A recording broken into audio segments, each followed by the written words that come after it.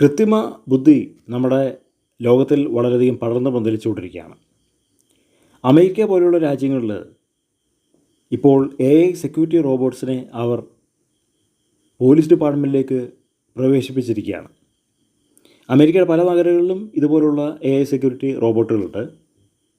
അത് എപ്രകാരമാണ് ജനങ്ങളെ നിയന്ത്രിക്കുന്നതെന്നുള്ളത് നമുക്കത് കണ്ടറിയണം.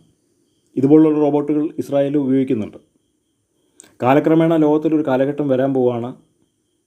നിർമ്മിത ബുദ്ധിയിൽ അധിഷ്ഠിതമായിട്ടുള്ള റോബോട്ടുകൾ മാരകമായിട്ടുള്ള ആയുധങ്ങൾ ശരീരത്തിൽ ഘടിപ്പിച്ചുകൊണ്ട് ജനങ്ങളെ നിയന്ത്രിക്കുന്ന, രാജ്യങ്ങളെ നിയന്ത്രിക്കുന്ന, ലോകത്തെ നിയന്ത്രിക്കുന്ന ഒരു അവസ്ഥ ലോകത്തിൽ സംജാതമാകാൻ പോവുകയാണ്. വിശ്വവിഖ്യാതമായിട്ടുള്ള സിനിമ ടെർമിനേറ്ററിൽ വളരെ വർഷങ്ങൾക്ക് മുമ്പ് അവർ അങ്ങനൊരു സാധ്യത ലോകത്തിൽ വരാൻ സാധ്യതയുണ്ടെന്നുള്ളത് കാണിച്ചു തന്നു.